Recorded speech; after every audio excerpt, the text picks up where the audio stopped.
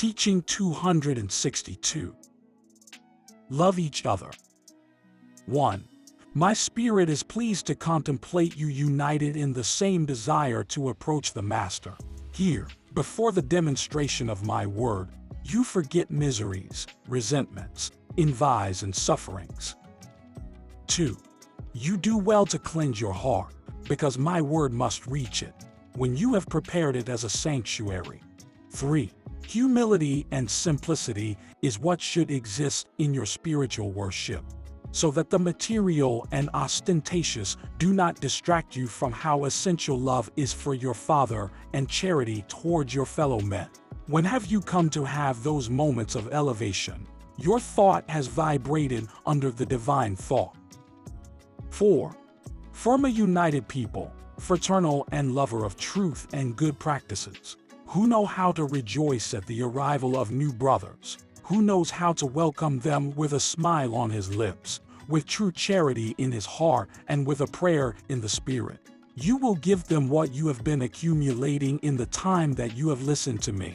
Then you will teach the true path, the one that I have traced for you, and you will enjoy knowing that you are imitating me. It does not matter that your knowledge is not yet very deep. If your charity is great, you will do true wonders. 5. This mission will never seem arduous if the person who practices it illuminates their works with love. Instead, to the one who simply practices as a duty, it may seem like a heavy cross. 6. Do not be discouraged if you judge that you are still too imperfect to carry out such a delicate mission. Goodwill conquers all. 7. I am going to show you a way to prepare so that your daily works are all inspired by noble feelings, and so that the vicissitudes and difficulties do not stop you or make you regress. When you open your eyes to the light of the new day, pray, approach me through thought. Then form your plan already inspired with my light and rise up to fight, intending to be strong and not miss a single moment in obedience and faith. 8. Truly I tell you, it will not be long before you marvel at your strength and the results of your work. 9. Make sure that your actions contain truth and clarity, and do not fear being mocked by your brothers, because in that moment of confusion they will not know what they are doing. 10. I see that you fear judgment and criticism. I do not want you to be mocked, but if your consciousness demands nothing of you, I will be lenient to those who have offended you and will make the light of truth shine in their minds. 11. Have a true knowledge of what charity is, of how to feel it and how to impart it, so that it becomes clean, and you do it without ostentation. Always ignore your left hand what your right hand gives. That is, do not give with ostentation, because with it you will destroy all charity work. 12. I have wanted to form with each one of these congregations a true family in which you all love each other, in which you help in your sufferings and in your sorrows, so that among yourselves you may learn to do charity, and when that feeling has developed and matured in your heart, know how to get up on the path of struggle to offer its good fruits to those in need of love and light, who will cross your path by thousands. 13.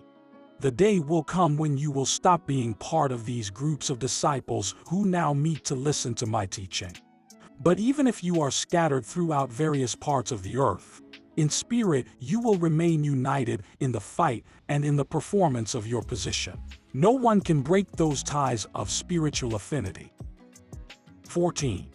Blessed are you because you have been in harmony with your Father. Not an impure thought has disturbed your mind in this hour of communion with your God.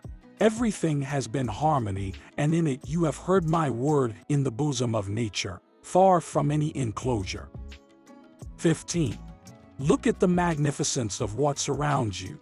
The high mountains symbolizing altars in perpetual homage to the Creator. The sun as an immense lamp illuminating the life of beings. The harmonious song of the birds, raising their trills to me which are like prayers. And in the midst of that splendor, your spirit is in ecstasy, before the knowledge of the divine word.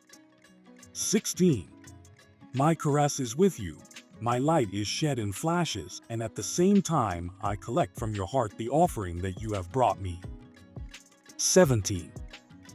Thus, in this atmosphere of elevation and spirituality, you will see the greatest wonders performed among you. Ask for the sick, for the needy, for the absent, for the lost, because they will greatly receive. 18.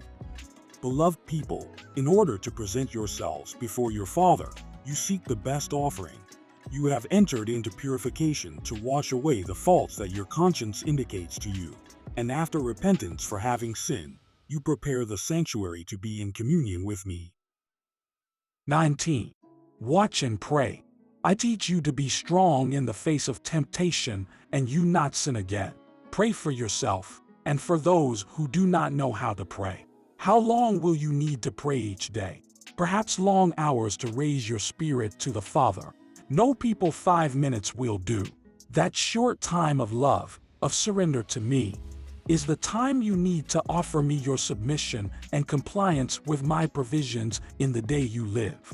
I will know how to comfort you in your tribulations, to encourage you in your work, and enlighten you for the development of your companies.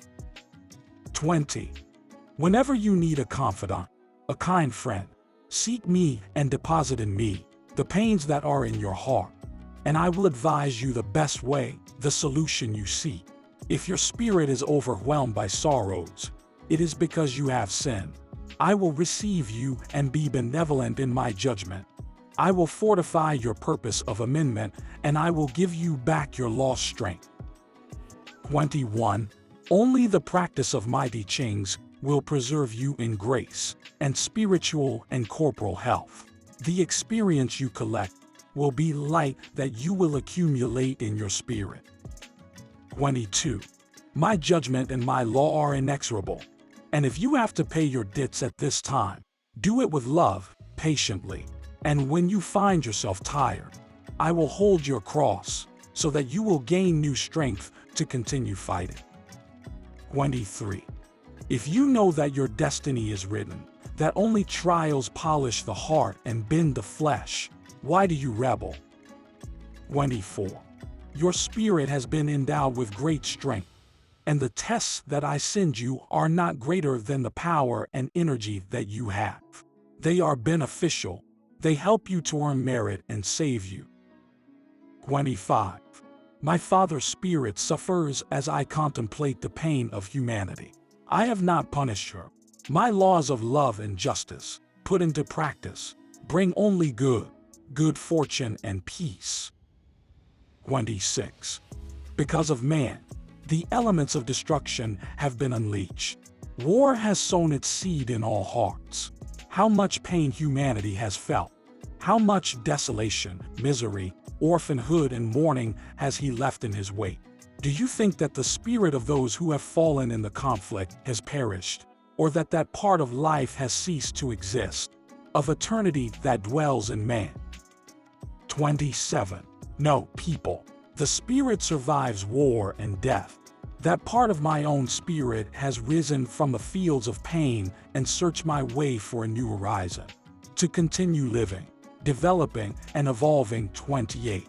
Those who have remained on earth and have seen its devastated regions, its devastated fields, the plague and the hunger, the principles of morality and well fallen to the ground. I have preserved their strength, and I have watched over all. There are the spirits that have not lost faith. They are getting closer to me. I have made them feel my presence, and they have contemplated. 29. In future times I will use them to bring the light of my word to other peoples. I will entrust them with a great spiritual mission. 30. They have learned to pray as I have taught you. There is no pain, no misery in those spirits. There is greatness because in the midst of their trial they have loved me, understood me, and obeyed me. They have been refined in pain. 31. People, unite your prayer to that of those spirits. You have not been purifying in pain. Your crucible, it has been the peace that I have come to offer you at this time in my word of love. When you find yourselves prepared, some for pain and others for love, you will embrace. You will unite, and together in the fulfillment of my teachings, you will analyze my word. You will drink this cup of love and confirm that it has been beneficial all that you have received. I will carry out my work, and I will show you at the end the result of it. Over the ruins, spiritual and moral, that humanity presents, I will raise a healthy and strong world. 32. Your judgment is being prepared, people, and just as the other peoples have borne the weight of my justice, you will receive it in the appointed time according to your works. 33. I welcome you all, both those who come eager to hear me, those who enter to scrutinize, or those who much self-sufficiency denies everything he has heard and comes only out of curiosity. 34. Truly I tell you that my vibration has been and will be forever. Yesterday in one form, today in another, tomorrow in another, and like this for an eternity. 35. There is a bond between father and children which can never be broken, and that bond is the cause of communication between the divine spirit and that of all of you. 36. Blessed is he who seeks the truth, because he is thirsty for love, light, and goodness. Seek and you will find. Seek the truth and it will meet you. Keep meditating, keep questioning the arcanum, and he will answer you. Because never has the Father remained silent or indifferent to the one who anxiously questions him. 37. How many who are looking for the truth in books, among the sages and diverse science, will end up finding it in themselves, since in the depths of each man I have deposited a seed of eternal truth. 38. Here is my light vibrating in a human brain and speaking. Why do you judge this communication impossible? Do you think that man can have more power than God by achieving with his science communication at a distance between them? 39. Truly I tell you, if you do not know the faculties with which the spirit of man is endowed, the less you will know me. 40. I communicate through human understanding, because the brain is the perfect apparatus made by the Creator, so that intelligence may be manifested in him, which is the light of the Spirit. 41. This device is the model that you can never match with all your science. You will take its form and its construction as a model for your creations, but you will never reach the perfection that works have of your Creator. Why do you doubt that I can use what I have formed? 42. I tell you again that you still do not know each other, because if you knew each other spiritually, you would not only accept this divine communication through the understanding, but you would understand that even greater surprises are reserved. If you knew each other, you would not complain of not being understood by your brothers, when not even you know yourselves. Get to know each other so that you work without question, so that you do not go looking in many places for the answer that you carry within you. 43. All my doctrine aims to discover before your eyes what your being contains. Because of that knowledge is born the light to find the path that leads to the eternal, to the perfect, to God. 44. My doctrine tends to form within you a being superior to all that surrounds you in the world. A being that is elevation, light and spiritual beauty, virtue, wisdom and power. How great then will your joy and your inner peace? Your consciousness will tell you. This is the true essence of your being. How different will be the conduct of those who, having rejected every good seed from their hearts, have consecrated his being to a selfish life, to a materialistic and perverse life. When they have come to look up at their interior, when they have had a moment of communication with their consciousness, they have contemplated themselves in that mirror that never tarnishes, that never lies, and they have been horrified at the monster they carry in themselves and to which they cannot recognize as their own doing. 45. Oh, disbelievers, come listen to me often. My word will overcome your doubt. If you think that the form of my word is not the same as I had at that time, I tell you, Do not stop at the form, at what is exterior, but look for the meaning, which is the same. The essence, the sense, are always one, because the divine it is eternal and immutable. But the form in which the revelation comes to you, or through which I make known to you a part more of the truth, that is always presented according to the capacity or evolution that you have reached. 46.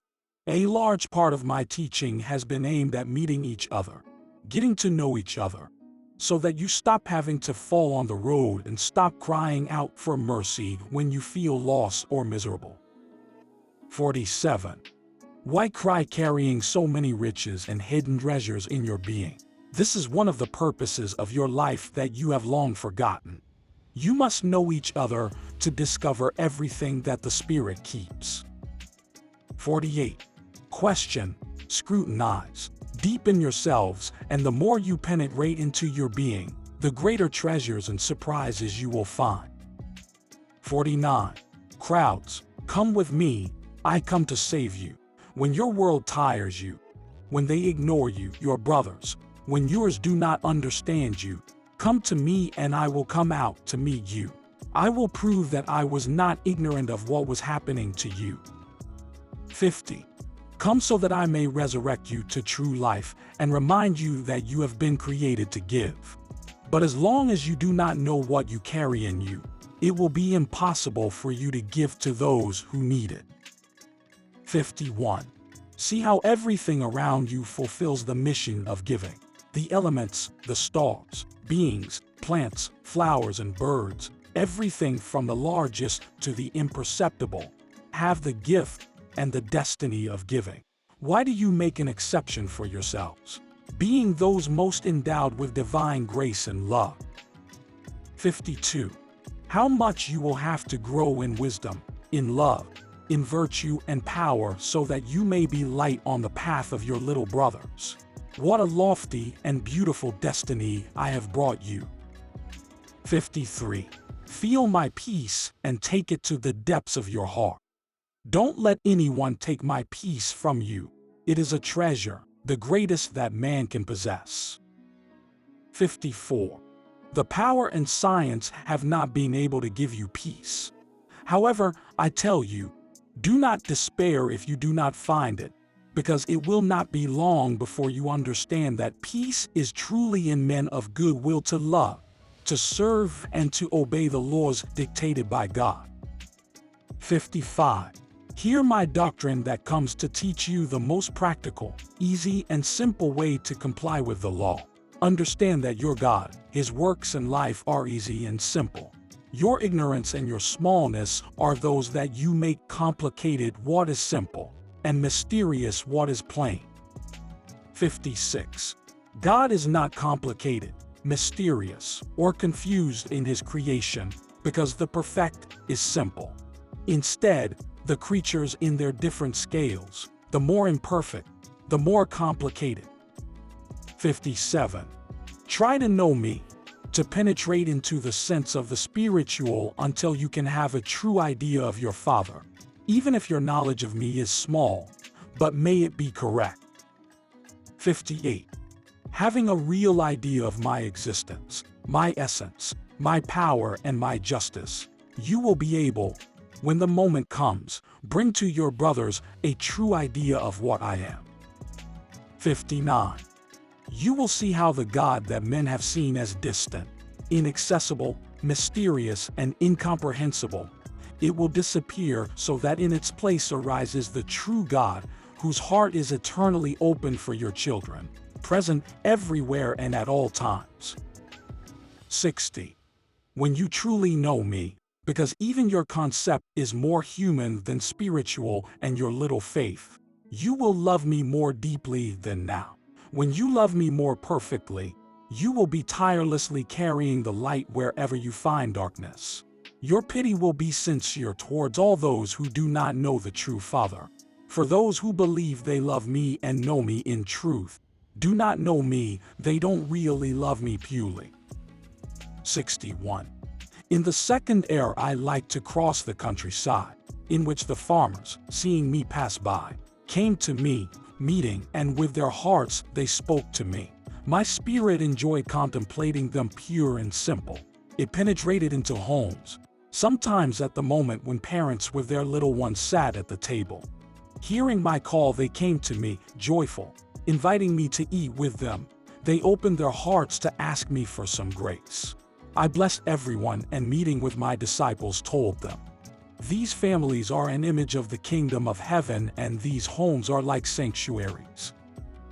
62. There were times when, finding myself lonely, I was discovered by children who, reaching me, they came to look at me, to offer me flowers, to tell me about some trouble, and to offer me their kisses. 63. Mothers were saddened to find their little ones in my arms listening to my word. The disciples, believing that it meant a lack of respect towards the master, they tried to drive them away from my presence. So I had to tell them, "Let the children come to me, because for you to be able to penetrate the kingdom of heaven, it is necessary that you have the purity and simplicity, the trust of children." 64. I took pleasure in that innocence and that candor, as one who delights his gaze contemplating a nearby cocoon to open up. 65. They are also spirits in a cocoon, promises for tomorrow, lives that begin to vibrate. 66. I love spirits because they are buds that have to flourish for life and for the glory of the Father. 67. On a certain occasion, I was invited to a wedding in union with Mary, my mother on earth. I wanted to be with my children in that transcendental moment in the life of two beings who come together for love.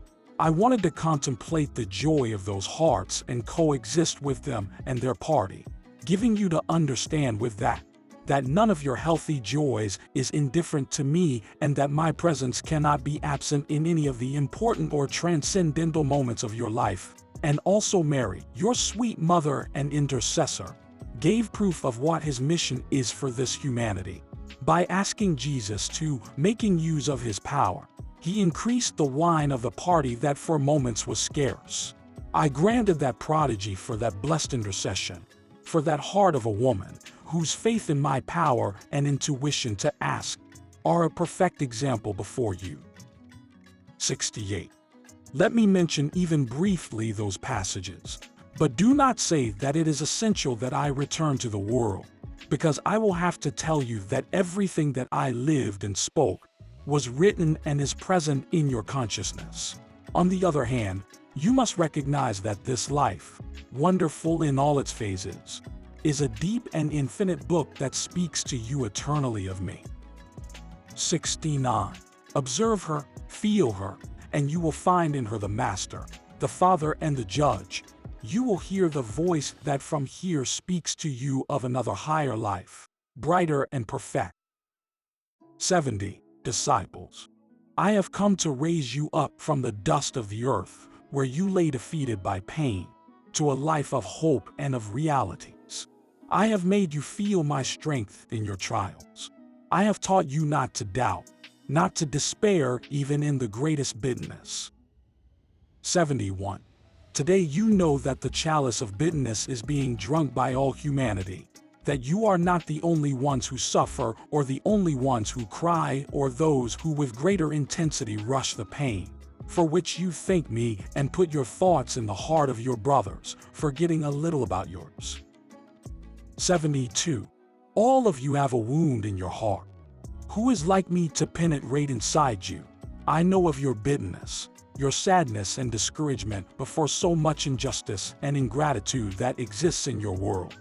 I know of the fatigue of those who have lived and fought on earth and whose existence is for them like a heavy burden.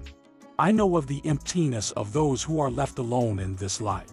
I say to all of you, ask, what will be given to you? Because that is what I have come to give you as you need from me, either company, tranquility, balm, missions, or light. 73. Do not be afraid to cry in front of me, men, for tears are not only those of the child or the woman. Bless those who mourn before the Father, because my hand will wipe away their tears and my word of comfort will descend to their heart. Whoever comes weak before me will later be strong before his brothers, because he knew how to strengthen himself in the power of his Father. 74.